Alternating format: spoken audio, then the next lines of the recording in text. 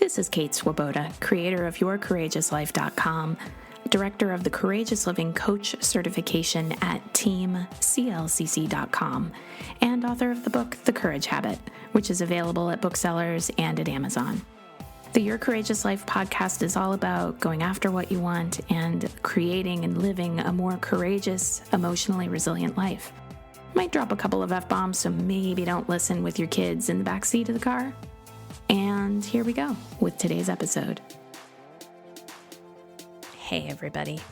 Today's episode is going to be on a topic that so many people have been talking about and even requesting, and it's beating burnout. It's like, oh my goodness, burnout culture we are in right now. You do not have to participate, though. You do not have to participate, and you can still be somebody who has a very full life. I consider myself to be such a person, and I'll share a little bit about what I know, and you can take what you like and leave the rest. So let's get into this, and first let's get clear from the get-go on beating burnout. You can do it proactively by creating better habits that nurture your life and thus prevent you from going into burnout. Or you can do it reactively by realizing, oh, I am burned out. Now I have to turn things around. And this is probably not going to come as any surprise to you, but prevention trumps reaction. It's easier to prevent burnout than it is to turn things around once you are burned out. I think of it like prevention is akin to spending within your budget. Reaction is akin to overspending, winding up in credit card debt, and then you have to pay off all that stuff, but with interest. Harder, right? Not impossible, just harder. So let's also get into the signs and symptoms of burnout, because sometimes people are in burnout and they don't even realize that they're in a space of burnout. So the big one is a lack of enthusiasm for things you previously felt enthused about. With this, I'm not talking about clinical depression. If you are finding that you can't really feel enthusiastic about much of anything, that is a sign of clinical depression, and I want you to seek the help of a therapist. But lack of enthusiasm for things you previously felt enthused about, as in you used to feel really excited about your job and now it just feels like a bunch of work. You were really excited to start out on your own as an entrepreneur, and now it just feels like, oh my God, there's just like so much stuff I got to get done. You aren't particularly enjoying parenting or the home you live in because on your mind is all the list of stuff you got to do. So lack of enthusiasm for things you previously felt enthused about. Maybe another way of put it would be just feeling stressed about things that used to not feel stressful, that used to feel exciting, or like I'm kind of interested in this, or I'm grateful for it. And suddenly instead of gratitude, it's like, oh, this feels like a burden. Another symptom of burnout, difficulty sleeping, either with falling asleep itself, like if you're laying there, turning over your to-do list, or waking up in the middle of the night and not being able to get back to sleep. And again, of course, difficulty sleeping, I'm going to put in there, like if it's biochemical, if you're going through menopause, if you recently had a death in the family, if you're under a lot of stress, it's pretty normal for there to be difficulty sleeping. I'm talking about related to burnout.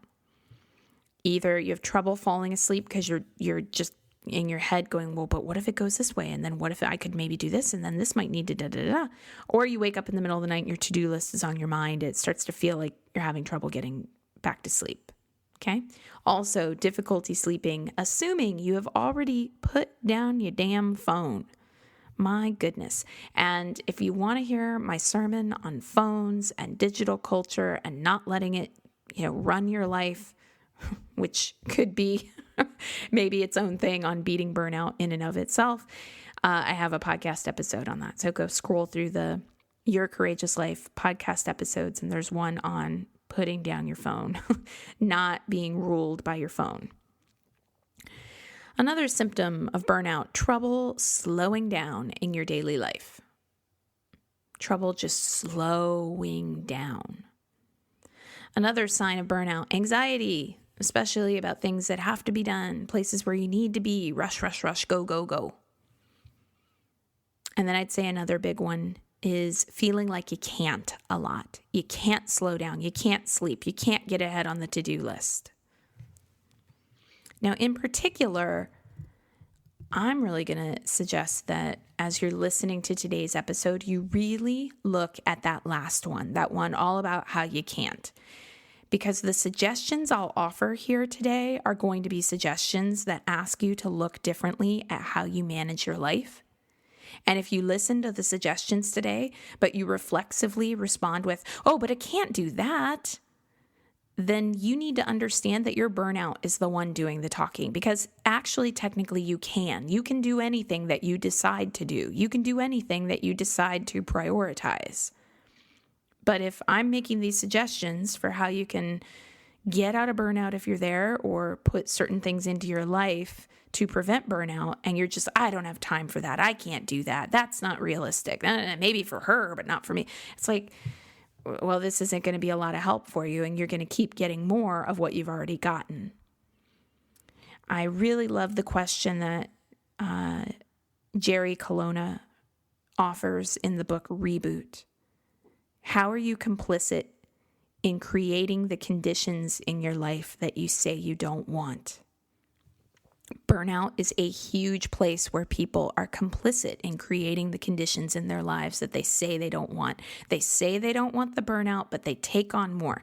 They say they don't want the burnout, but when someone says, maybe you could X, Y, Z, oh, no, I can't do that. I don't have the time. I can't possibly. My kids need me. My husband needs me. My partner needs me. My job needs me. Oh, but I can't. It's like, I don't know what to tell you if you're not going to listen in, right? Jan Van Zant says, let's call a thing, boo. And that's what I think about burnout. And I am totally speaking about burnout, by the way, lest you think, well, she just doesn't understand because she works from home, so she controls her time. It's just different for her. No. No. I have totally gotten burnt out. And the only difference between my life today and life in burnout is that today I am really, really proactive about the things that I can do that will keep me from getting into burnout again.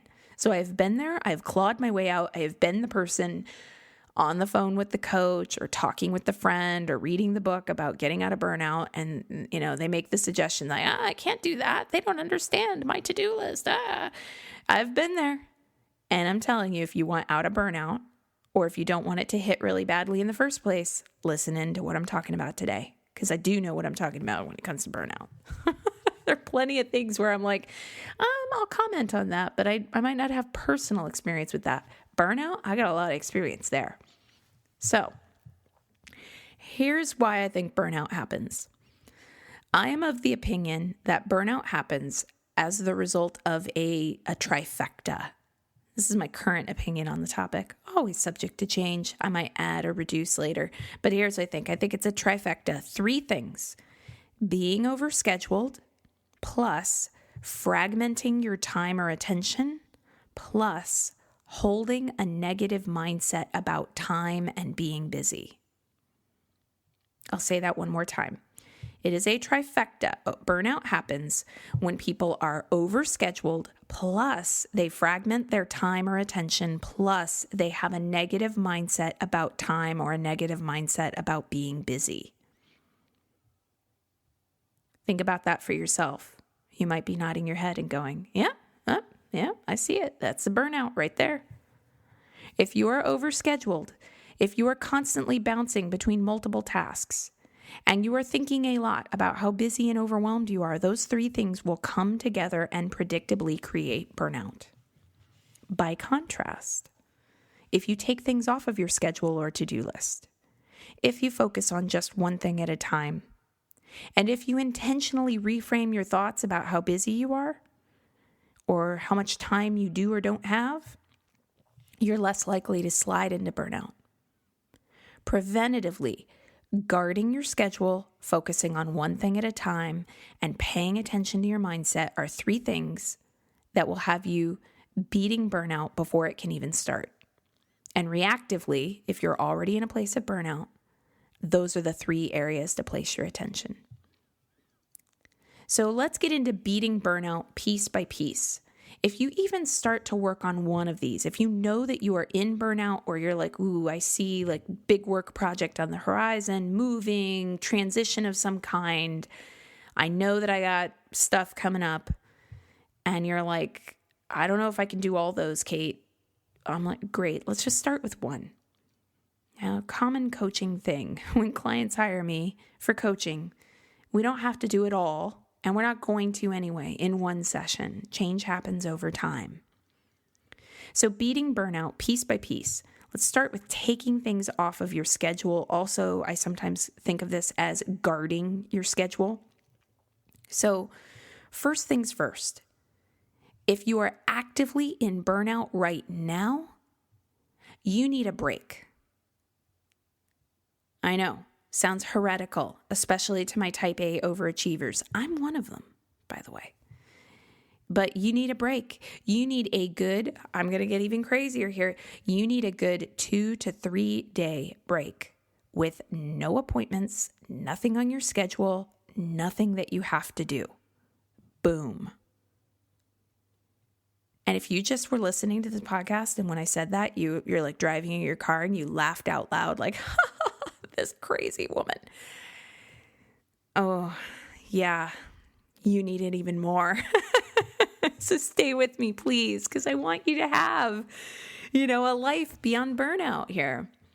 I mean, I get it. I realize that this is the moment when burned out people everywhere might hear me say, you need a good 2 to 3 day break, no appointments, nothing on your schedule, nothing to do. Do not look at your phone. Do not turn on the computer. Do not check your email.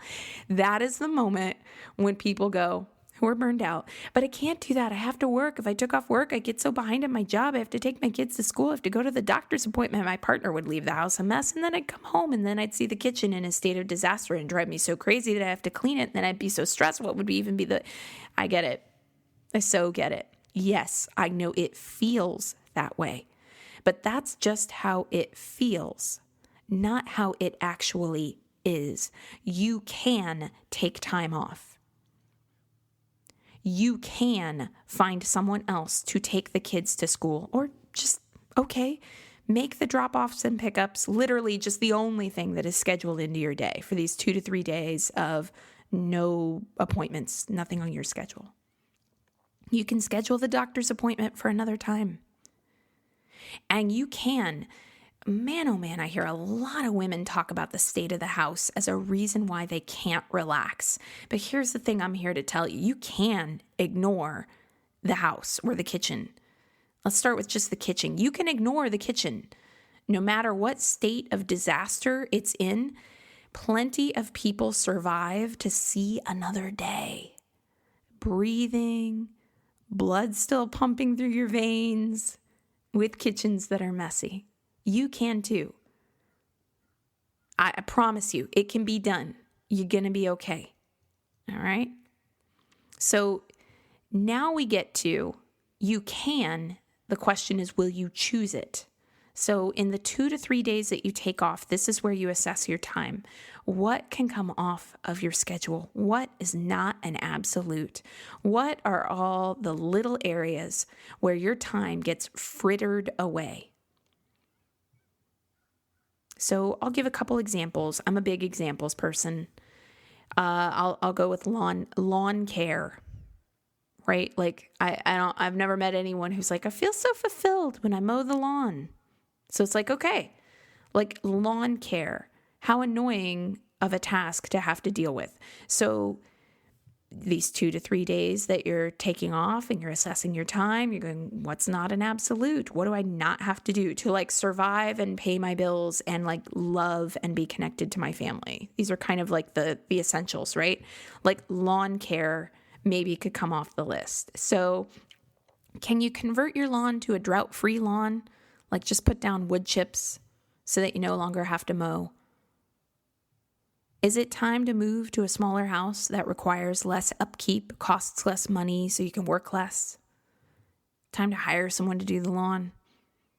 I mean, I know not everybody has the money to hire, professional people to come through and do their lawn every week.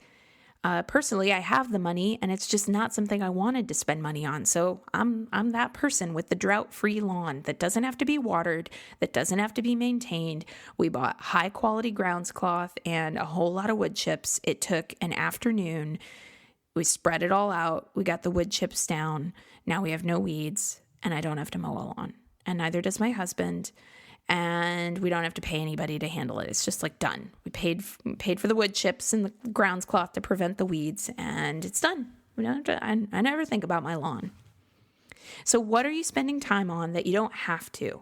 Like, do you really have to take all those calls from your sister-in-law who has a tendency for drama? And of course, do you really have to clean the kitchen every single day? Answer, no, you don't. The state of your house is not what is causing your burnout. It's not. Okay. So, first things first, take things off your schedule. So if you are trying to prevent burnout, you sit down and you go, I have to take things off of my schedule or I will get burnt out. So I got to figure out what I need to take out of time and commitments. And if you're actively in burnout, you need to take 2 or 3 days to get out of the burnout cycle, have no appointments, no phone, no internet, no stuff you're trying to do, and you just need to think and ask yourself that question then. Okay, what is it that needs to come off my plate? And the reason I'm talking about you got to take that 2 or 3 days with nothing on your plate if you are actively in burnout is that until you do, everything's going to feel like a dead end. It's always going to feel like, well, but I can't take that off my plate. They'll be so disappointed. And then it's like when you've had 2-3 days to just think, you get a clearer head. And it's like, okay, they might be disappointed, but we're going to live. Everybody's going to be okay. That's why I'm saying you got to look at this stuff. Now, if you really like the idea of just taking time and having no appointments, that's another really great tool as well. I use a paper calendar, and I've tried to do digital, and it just doesn't gel for me. So I use a paper calendar. One of the first things I do at the start of every year when I get my new paper 12-month calendar, and it's all spread out on my desk and all that stuff, is I block off weeks with no appointments. I do that in advance because I know that if I don't block off weeks with no appointments, what will happen is I'll go, oh yeah, that third week of the month, that's when I'll catch up on da-di-da-di-da. And it'll be fine. I'll just work on it then because there's no appointments. It's all free. That. And then by the time I'll get to the third week of the month, that's when I'll have peppered it with interviews, podcasts. There'll be some tech thing that I'm going to have to deal with. Maybe I'll get a cold. Yeah, I don't know. But it's just if I don't get it set, then it's just not going to happen. So I actually schedule in my time with no appointments in advance. That's just me. Next thing, focus on one thing at a time. So if you are standing at Starbucks and you have your earplugs in and you're holding your phone and you're waiting for your drink order and you have your earplugs in and you're calling someone and it's ringing and you're waiting for them to pick up the phone. But at the same time that you're doing that, you're kind of scrolling through some messages, checking email, text messages, things like that. You're multitasking. And let's be real. You do not need to read another article reporting on yet another research study about how multitasking stresses out your brain and makes you less efficient. What you need to do, and I say this lovingly yet directly, is cut the shit. Stop telling yourself that you have to do things this way and stop multitasking. If you're standing at Starbucks waiting for your drink, stand there. Wait for the drink. Maybe even chat with other people. Get a little human connection. If you are checking email, check your email. If you are calling someone, call them. One thing at a time. even if you are like, I am such a great multitasker, I can do 5 things at once, nobody can do that forever. Your efficiency will go down, and the stress you are putting on your brain when you multitask is not going to be worth it in the long run. If you keep doing it, basically, you will be burned out if you're not already. And I'll just share for myself that to stop that, to organize my time a little bit better, one of the things I've found most helpful is to sit down once a week. And this does not take a long time, I promise. But sitting down once a week for maybe 20 minutes once a week, just to make my weekly to-do list. And then look at my week and slot in time to finish certain tasks. So the way I used to do it, which led to overwhelm and burnout, was I would make a to-do list. And I'd have this list. It'd be right next to my desk. And then I'd be like, okay, Monday, here we go. Rolling up the sleeves, hiking up the panties. We're going to do this Monday, slay. Going to get so many things done. And then the week would just run away from me. And when I would make the to-do list and then also slot it into my calendar, that completely calmed down. So I'd get out my calendar and I'd see, okay, I've got, this space between basically 9 a.m. and 3 p.m. Monday through Friday to work. And then, before I was a full-time, running my business, I had, my work time, and then I had my work time at the salary job, and then I had my work time for my business. And so it was like, however you're doing it, even if you don't have, Monday through Friday full-time type hours, you just look at the time that you have. And you go, okay, I'm going to put in my appointments. So you put that in. And of course, since you're guarding your time, since you're taking things off of your schedule, the only appointments that go on are the ones that actually matter. So that's important.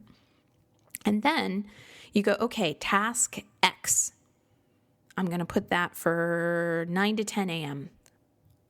And task Y, I'm going to do that 1 to 2 p.m. on Friday. And when you do that, when you go, okay, I've got my to-do list with 5 to 10 things. I've got my week. Here are all of the available time slots in my week. And I'm going to put this task right here. I'm going to put this task right here. When I did that, I no longer had the background chatter of, oh my God, when am I going to finish this stuff? Oh, it's a big to-do list. Okay, I'm about halfway through and it's Wednesday. Let's see, how much time do I have left to finish this? It's just instead, the to-dos just got scheduled. It was just okay, I'm not worrying about when I'm going to finish that task. It's Friday between 1 to 2 p.m. My friend Laura of kindovermatter.com, kind, not mind, kindovermatter.com, says what gets put on the calendar gets done. And that is a fact. It's really true. So there you go. So we've got taking things off your schedule, aka guarding your time so that only things on your schedule are the things that are actually the things you need to do, that are important to you, that are moving your life forward in some way. And then focusing on one thing at a time. No more multitasking. And then the third thing, pay attention to your mindset. Your perspective about how busy you are, how you talk about your time will say everything. Because you can be standing there with a lot to do, thinking, OMG, I'm so busy, it's so tough, my life is so crazy. Or you can be in your life with a lot to do, going, wow, God, I'm really busy. But I'm grateful. I mean, if I've got client emails to respond to, I've got a job better than when I first started and had no emails. True story for me. I really do feel that way. I mean, if I ever get into a space of about all the things I have to do, I got to record a podcast episode. It's why go into that line of thinking? Because I can either have it on my to-do list to record a podcast episode, I'm so busy, so many different things I need to do, or I can be like, okay, I got to get that podcast episode on there, and it's a crazy week, but it's going to be fun to have a little creative time. I love recording podcasts. I love getting feedback from people. When people take time to, leave a little rating in iTunes, a little comment that says that the podcast helped them in some way. It totally makes me happy. It's basically paying attention to your mindset. What do I want to put my attention on? What do I want to focus on? Years ago, I was a breakout session speaker at the World Domination Summit, which is a conference held annually in Portland. I gave a session on working with overwhelm. I was the one facilitating the breakout session for attendees. And the central tenet of that session was that overwhelm is driven by the belief, not enough. Like you've got your to-do list and you either think you're not enough in some way. I don't organize my time enough. I don't do enough. I'm not going to finish enough. I'm not capable of finishing enough. Or you work with what you've got outside of the concept of enough, which is more like, okay, I've got the time I've got. It is what it is. I'll do the best I can. If you pay attention to your mindset, you might see some places where not enough has been in the driver's seat, and it doesn't need to be. You can take back your power in that area, because who decides if something is or isn't enough? You do. I'm not deciding it for you. You're deciding it for you. I'll just say that in my own life, I have roles as a mother, a wife, a friend. I'm an author, a writer, podcaster, meditation teacher. I'm starting to offer meditation through the Simple Habit app. I'm a facilitator, retreat leader. I'm a life coach. I've got clients. I'm a graduate student. Not everybody knows that. I'm getting my master's in psychology.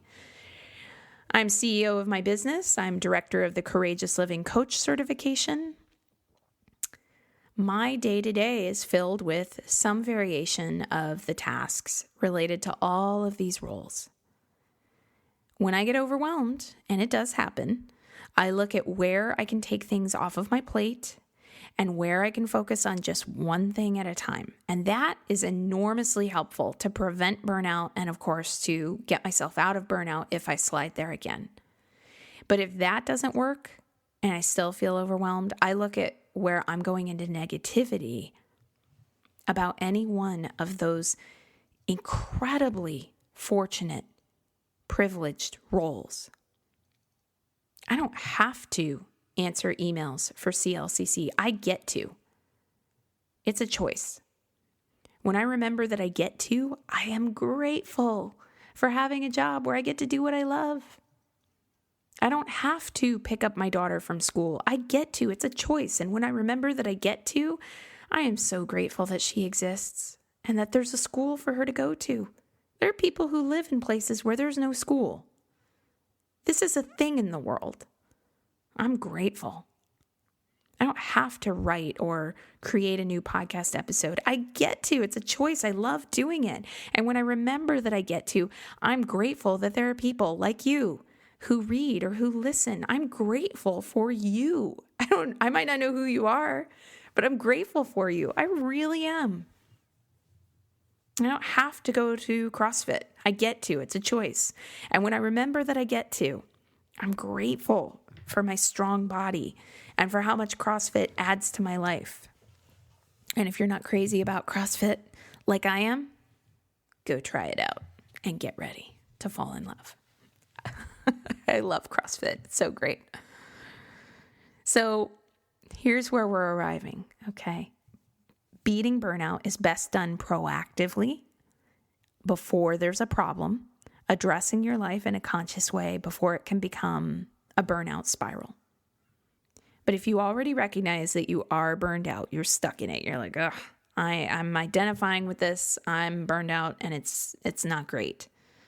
You can pause right now and start putting actions into place that can counteract the burnout and get you back on track. And even if your burnout is screaming at you with how unrealistic any of what I'm saying is, I promise it's possible. You can do this. All right, that's today's podcast. Thank you so much for listening to today's episode. You know you can continue the work and the fun if you want to. Head on over to yourcourageouslife.com/begin and become a Your Courageous Life subscriber, because as soon as you sign up, you get access to an entire library of worksheets and audios and other bonuses. And of course, you'll be receiving more courage in your inbox. And who wouldn't love that? You can learn more about the Courageous Living Coach certification at teamclcc.com. You can get the Courage Habit at your local bookseller, on Amazon, wherever you like. We can even connect on social media. I'm on Facebook at Your Courageous Life. So look for facebook.com/Your Courageous Life. And I'm on Instagram as Kate Courageous. And I'd love to connect with you on Instagram. So here's to you, using these courageous tools in your life and creating a real ripple effect of good. And again, thanks so much for listening. I love it that you're here.